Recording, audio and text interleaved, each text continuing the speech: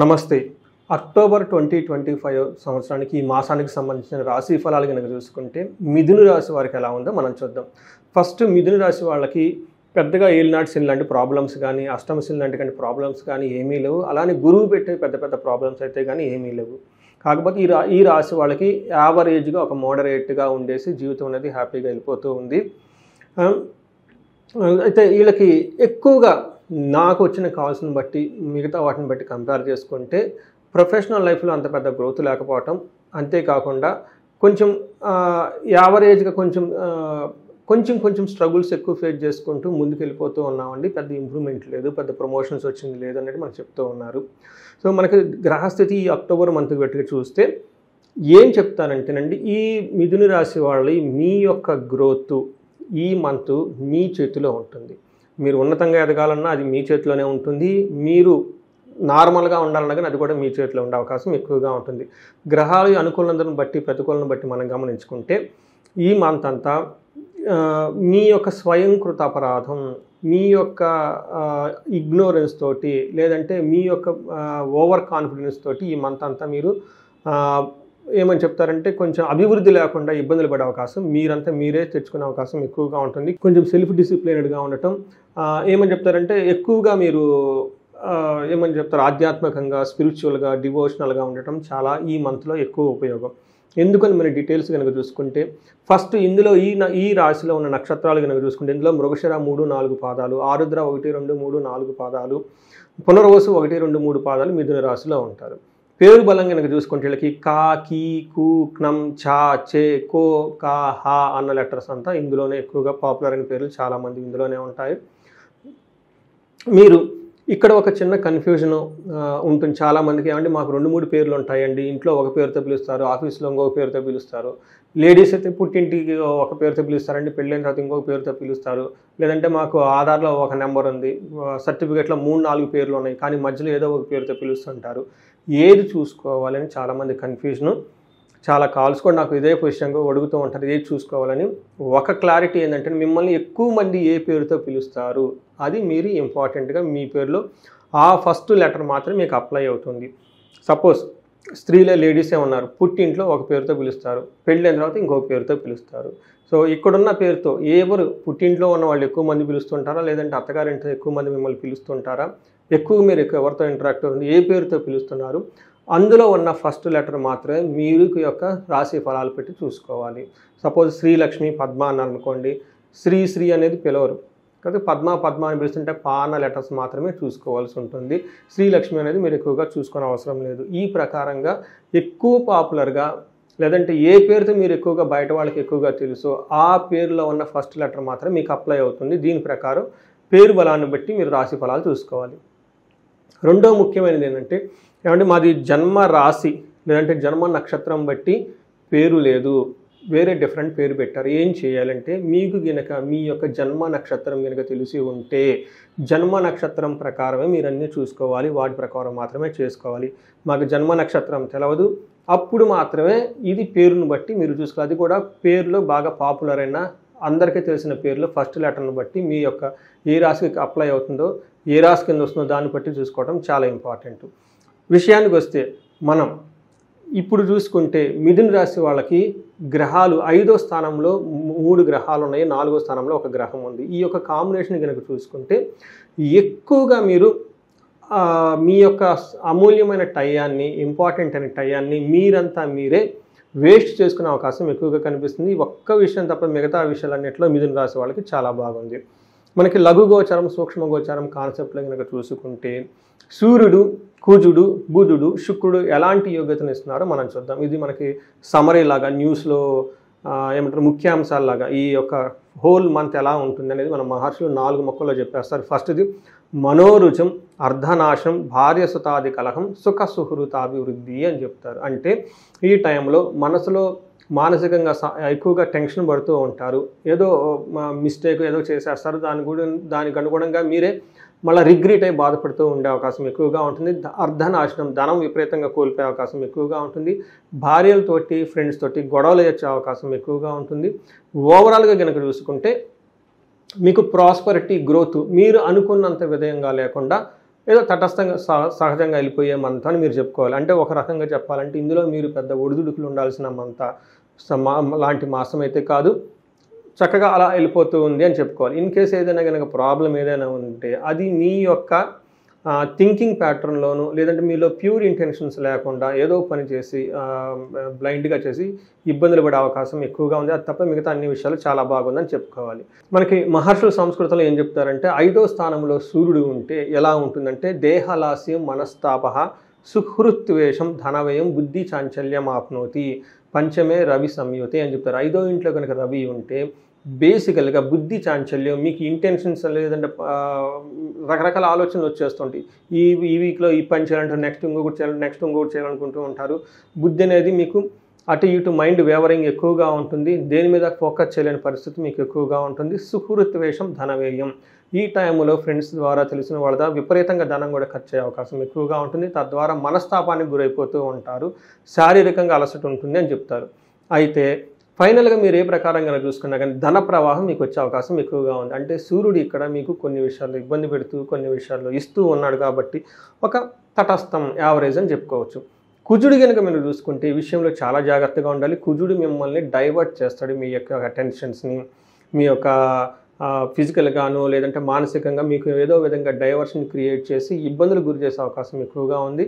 మన మహర్షుల సంస్కృతంలో ఏం చెప్తారంటే దేహజాడ్యం సంతాప కాలతిక్రమ భోజనం దురితం కర్మలాభచ్చ భౌమే పంచమ సంయుతి అని చెప్తూ ఉంటారు. అంటే కుజుడు 5వ ఇంట్లో ఉండటం వల్ల శారీరకంగా లేజినెస్ ఉంటుంది. ఏ పని చేయాలనిపించదు. ఆ కాలానికి భోజనం చేయలేరు. తర్వాత సంతాపం, ఏదో ఒక పాప పనులు చేయాలన్న ఆలోచన మీలో ఉంటుంది. దురితం కర్మలాభచ్చ, ఏదైనా పని కనుక చేస్తే అందులో మీకు పని రాకుండా రిజల్ట్ రాకుండా ఈ పాప పనులు చేయాలన్న ఒక ఆలోచన మీకు వచ్చేస్తూ ఉంటుంది. తర్వాత కర్మలాభచ్చ, ఏదైనా పని కనుక చేస్తే దురితం కర్మలాభచ్చ, దాంట్లో రిజల్ట్ ఉండదు అని మనకు శాస్త్రాలు చెప్తూ ఉంటారు. అంతేకాకుండా ఈ టైంలో మీకు శారీరానికి గాయాలయ్యే అవకాశం ఎక్కువగా ఉంటుంది. విపరీతంగా ఖర్చులు పెట్టే అవకాశం ఎక్కువగా ఉంటుంది. ఇంట్యూషన్, ఇంపల్సివ్ బయింగ్ అంటారు. అంటే వెళ్తూ ఉంటారు, ఏదో కనిపించేస్తుంది, టక్కని తీసేసుకుంటారు. దాని ద్వారా మీకు ఉపయోగం ఉందా లేదా అని ఎక్కువగా ఆలోచించరు.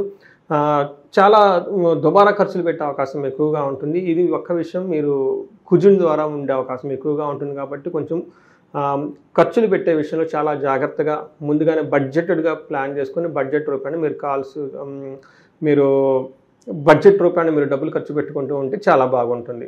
శుక్రుడు మీకు 4వ ఇంట్లో ఉండటం వల్ల ఇది మంచి యోగం అని చెప్తారు మన మహర్షులు. శుక్రుడు 4వ ఇంట్లో ఉంటే ఏంటి ఉపయోగం అంటే స్వబుద్ధి బంధు సన్మానం స్త్రీ సంభాషణ సంభ్రమ పుత్రమిత్ర కళాత్రాది విద్యాగోష్ఠు సుఖే భృగునందనే అని చెప్తారు. అంటే శుక్రుడు 4వ ఇంట్లో ఉండటం వల్ల మిథున రాశి వాళ్ళకి మంచి జరుగుతుంది అని చెప్తారు. ఏ ప్రకారంగా మంచి జరుగుతుందంటే స్వబుద్ధి, మీ యొక్క ఇంట్యూషన్ ప్యూర్గా ఉండి ఓన్ డెసిషన్స్ తీసుకుని వెళ్తూ ఉంటారు.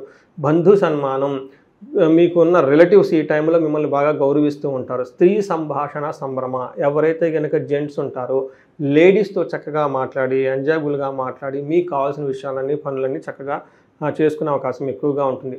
ఇన్ కేస్ స్త్రీలు ఎవరైతే ఉన్నారో పురుష సంభ్రమ, మీ ఇంట్లో కానివ్వండి బయట కానీ పురుషులు మీకు తెలిసిన వాళ్ళు ఎవరైనా కనుక ఉంటే జెంట్స్ వాళ్ళ ద్వారా మీకు ఏదైనా కనుక మనస్పర్ధలు ఉన్న ఆఫీస్లో కానీ బయట కానీ అవన్నీ మీకు తొలగిపోయి చక్కగా ఒక హెల్దీ క్లైమేట్ మీ మధ్య ఉండి నెక్స్ట్ లెవెల్కి మీ యొక్క రిలేషన్షిప్ని కానివ్వండి మీ యొక్క ఏమని చెప్తారంటే మీకున్న యొక్క అనుబంధాన్ని కానివ్వండి వాటిని ముందుకు తీసుకెళ్లే అవకాశం ఎక్కువగా ఉంటుంది. ఇంతేకాకుండా ఈ టైంలో పుత్రులతోటి మిత్రులతోటి భార్యతోటి చక్కగా విద్యాగోష్ఠు అంటే మంచి మంచి తెలవని విషయాలు చర్చించుకుంటూ ఏం చేస్తే బాగుంటుంది అని ఒక క్లారిటీ వచ్చి మీ నాలెడ్జ్ వాళ్ళకి వాళ్ళ నాలెడ్జ్ మీకు షేర్ చేసుకొని ఒక ప్రాపర్ అండర్స్టాండింగ్, ఒక ప్రాపర్ హైయర్ లెవెల్ డిస్కషన్, ఒక ప్రాపర్గా ఒక ఫోకస్డ్ ఎన్విరాన్మెంట్, ఒక వృద్ధి మీ లైఫ్ అంతా పురోగవృద్ధి వైపు ఉండే విధంగా అంత డిస్కషన్ ఉండి మీకు అనుకూలంగా ఉండే అవకాశం చాలా ఎక్కువగా ఉంటుంది. అంతేకాకుండా 10వ ఇంట్లో శుక్రుడు ఉండటం తర్వాత ఆఫీస్ విషయంలో మీకు ఒక హ్యాపీ న్యూస్ అంటారు. మనీ ప్రవాహం మీకు ఆఫీస్లో కానివ్వండి బిజినెస్లో కానీ ఇంప్రూవ్మెంట్ వచ్చే అవకాశం ఎక్కువగా ఉంటుంది. గవర్నమెంట్ ఆఫీషియల్స్కి అయితే ఇది ఒక బెస్ట్ టైం అని మనం గమనించుకోవచ్చు. ఇది ఉన్న 4 గ్రహాలు ఈ అక్టోబర్ మాసంలో మిథున రాశి వాళ్ళకి ఎలా ఉందో మనం తెలుసుకుందాం. ఇందులోనే మనకి మహర్షులు ఇంకొక కాన్సెప్ట్ ఇచ్చారని దాన్ని అంగగోచారం అంటారు. అంగగోచారం అంటారు. అందులో నక్షత్రం ప్రకారం మనకి ఎలా ఉందో తెలుసుకోవచ్చు. ఇందులో 3 నక్షత్రాలు ఉంటాయి. అవి మృగశిర, ఆరుద్ర, పునర్వసు నక్షత్రాలు. ఈ మృగశిర నక్షత్రం వాళ్ళకి చూసుకుంటే వీళ్ళకి జయము, ధనప్రాప్తి, జయము అని కల్పిస్తూ ఉంటాయి. అంటే ఏ పని చేసినా సక్సెస్ఫుల్గా ఉంటుంది, ధనం వస్తుంది. ఇక్కడ నెగటివ్ ఛాలెంజెస్ ఎలా ఉంటుందంటే భయము, బంధనము, ధనహీనత అని చూపిస్తుంది. అంటే ఈ టైంలో మీరు ధనాన్ని కోల్పోయే అవకాశం ఎక్కువగా ఉంటుంది, బంధించబడినటువంటి పరిస్థితి ఎక్కువగా ఉంటుంది. అగైన్ ఆరుద్ర నక్షత్రం వాళ్ళకి చూసుకుంటే వీళ్ళకి జయము, జయము, విశేష జయము, ధనలాభము, బంధనము చూపిస్తూ ఉంటుంది. ఇక్కడ ధనలాభం ఉంటుంది, తర్వాత ధన ప్రాప్తి చూపిస్తుంది, విజయం ఏ పని చేసినా కానీ చక్కగా కలిసి వచ్చే అవకాశం ఎక్కువగా ఉంటుంది. 2 విషయాల్లో ఆరుద్ర నక్షత్రం వాళ్ళు కేర్ఫుల్గా ఉండాలి. ఒకటి భయము, బంధనము అని చూపిస్తుంది. ఈ టైంలో మీరు ఏదో ఒక విషయంలో పర్టికులర్గా లేడీస్ అయితే జెంట్స్ ద్వారా లేడీస్ ద్వారా, లేదంటే మీ ఇంటికి సంబంధించిన లగ్జరీ భోగానికి ఐశ్వర్యానికి సంబంధించి కానివ్వండి, లేదంటే లవ్ వ్యవహారాలకు సంబంధించిన ప్రేమ వ్యవహారాలకు సంబంధించిన ఏదైనా కనుక ఉంటే వాటికి సంబంధించిన విషయాల్లో మీరు భయపడే సిచ్యువేషన్స్ ఎక్కువగా ఉంటుంది. బంధించబడినట్లుండే పరిస్థితి కూడా ఎక్కువగా ఉంటుంది. ఈ రాశి వాళ్ళకి బంధించబడినటువంటి పరిస్థితి అంటే ఫ్యూచర్ ఎలా ఉంటుంది, ఇక్కడ ఉంటామా ఉండమా, చాలామంది ఫారిన్లో ఉంటారు, మేము అసలు ఇక్కడ వచ్చి జాబ్లో చేయడానికి వచ్చాము, పరిస్థితులు అనుకూలంగా లేవు, ముందుకు వెళ్తామా లేదా, లేదంటే ఇండియాకి వెళ్ళిపోవాలా, లేదంటే ఈ ప్రాజెక్ట్ ఉంటుంది అయిపోతుంది, కొత్త జాబ్ వస్తుందా లేదా, ఫ్యూచర్ ఎలా ఉంటుంది, ఇలా ఒక బంధించబడినట్లుండే కన్ఫ్యూజన్ ఉండే పరిస్థితులు ఉండే అవకాశం ఎక్కువగా ఉంటుంది ఈ రాశి వాళ్ళు. సో ఈ పర్టికులర్గా ఆరుద్ర నక్షత్రం వాళ్ళు ఇలాంటి సందర్భంలో మనకి ఏం చెప్తారంటే ఈ రాశికి గ్రహం వచ్చేటప్పటికే అధిపతి గ్రహం వచ్చేటప్పటికి బుధుడికి అధిష్టాన దేవత విష్ణుమూర్తిని కాబట్టి ఈ రాశి వాళ్ళు జనరల్గా సహజంగా ఎప్పుడు విష్ణు ఆలయాలు దర్శించుకోవటం, విష్ణుమూర్తిని పూజించడం చేయాలి. పర్టికులర్గా ఈ టైంలో మీకు విష్ణు ఆలయాలకు సంప్రదిస్తే ఈ యొక్క బంధనం పోతుంది అని చెప్తారు. మనకి హైదరాబాద్కి దగ్గరలో బెంగళూరు వెళ్ళే నేషనల్ హైవేలో 35 కిలోమీటర్ల దూరంలో పెంజర్ల అనే ఒక గ్రామం ఉందండి. అక్కడ స్వయంభూగా వెలిసిన అనంత పద్మనాభ స్వామి ఉన్నారు, మహాలక్ష్మి సమేత, శ్రీదేవి భూదేవి సమేత. అక్కడ మీరు కొంత టైం స్పెండ్ చేయండి, మెడిటేషన్ చేసుకోండి, విజిట్ చేయండి, ఆ గుడిని దర్శించుకోండి, మెడిటేషన్ చేయండి. అప్పుడు మీకు ఈ బంధనము కన్ఫ్యూజన్ పోయి మీకు ఒక క్లారిటీ వస్తుంది. అంతేకాకుండా పునర్వసు నక్షత్రం వాళ్ళకి చూసుకుంటే వీళ్ళకి జయప్రదంగా ఉంటుంది, బంధనము, భయము, ధన లాభం కూడా చూపిస్తూ ఉంది. సో ఈ ప్రకారంగా మీరు కనుక చూసుకుంటే మృగశిర నక్షత్రం వాళ్ళకి సుఖనాశనము, అంటే అప్పటిదాకా కంఫర్టబుల్గా ఉన్న ఏదైనా వ్యవహారం ఉంటే ఆ కంఫర్ట్ అనేది లేకుండా ఇబ్బందులు పడే అవకాశం ఎక్కువగా ఉంటుంది. ఆరుద్ర నక్షత్రం వాళ్ళకి అగైన్ సుఖనాశనము, కంఫర్టబుల్గా పడేదైనా ఉంటే కంఫర్ట్నెస్ పోతుంది. తర్వాత పునర్వసు నక్షత్రం వాళ్ళకి స్త్రీల ద్వారా ప్రాబ్లం వచ్చే అవకాశం ఎక్కువగా ఉంటుంది. స్త్రీలు ఉంటే పురుషుల ద్వారా ఎవరికైనా తెలిసిన వాళ్ళ ద్వారా ప్రాబ్లం ఉండే అవకాశం ఎక్కువగా ఉంటుంది. సో ఈ రాశి వాళ్ళకి కొన్ని విషయాలు అనుకూలంగా, కొన్ని విషయాలు ప్రతికూలంగా ఉండి ఒక సాధారణంగా ఉంది అని మనం గమనించుకోవాలి. అయితే ఈ రాశి వాళ్ళు ఎవరైతే బిజినెస్ పీపుల్ ఉంటారో ఈ దసరా, దీపావళి అకేషన్ సందర్భాన్ని పురస్కరించుకొని బిజినెస్ కానివ్వండి, రియల్ ఎస్టేట్ కానివ్వండి, మీకు మల్టీ సోర్సెస్ ఆఫ్ ఇన్కమ్ కావాలి, కొత్తగా మాకు రెవెన్యూ సోర్స్ రావాలి, ధనం అనేది ఎక్కువగా కావాలనుకున్న వాళ్ళు స్వర్ణలక్ష్మి విశేష హోమం చేయించుకుంటే విశేషమైన ధనం వస్తుంది, జనాకర్షణ వస్తుంది, గ్రహాలు కూడా శాంతింపబడుతూ ఉంటాయి. వీటితో పాటు ఎవరైనా భార్యాభర్తల మధ్య గొడవలు పడుతున్నా వీళ్ళకి అన్యోన్య దాంపత్య పాశుపతాభిషేకం చేయించుకుంటే చాలా బాగుంటుంది. ఇంకా ఎక్కడైనా ప్రమోషన్స్ రావాలండి, నెక్స్ట్ లెవెల్కి వెళ్ళదట్లేదు, శత్రువు బాధలు ఎక్కువగా ఉన్నారనుకున్న వాళ్ళు మన్యు పాశుపత అభిషేకం చేసుకుంటే చాలా బాగుంటుంది. ఈ రాశి వాళ్ళకి సాధారణంగా ఉంది కాబట్టి విశేషంగా ఎవరైనా మీకు ఇంకా ఇబ్బందులు పెడుతూ ఉంటే చండీ హోమము, చండీ పారాయణం హోమం చేయించుకుంటే ఇంకా చాలా బాగుంటుంది. వీటితో పాటుగా మీ యొక్క కన్ఫ్యూజన్, బంధించబడినట్లు ఉన్న పరిస్థితుల్లో డైరెక్షన్ గురించి ఒక్కసారి మీ యొక్క పర్సనల్ హారోస్కోప్ అని అనాలిసిస్ చేయించుకొని అందులో ఏమైనా కనుక దోషాలుంటే అవి తెలుసుకొని వాటికి నివారణ కోసం కొన్ని పూజలు, హోమాలు కనుక చేసినట్లయితే ఆ దోషాలు పోయి మీ యొక్క లైఫ్ 10 అంతలు ఇంకా ముందుకెళ్ళే అవకాశం ఎక్కువగా ఉంటుంది. ఈ రాశి వాళ్ళు ఈ దసరా, దీపావళి టైంలో చక్కగా ఈ పండుగలన్నీ చక్కగా సెలబ్రేట్ చేసుకుంటూ దేవి కృపతో, పార్వతీదేవి యొక్క కృపతో, నవరాత్రుల ద్వారా, అలానే మనకి లక్ష్మీదేవి యొక్క కృపతో విశేష ధనలాభం సంపాదించి ఉన్నతంగా ఎదగాలని చెప్పేసి నేను కోరుకుంటున్నాను. నమస్తే.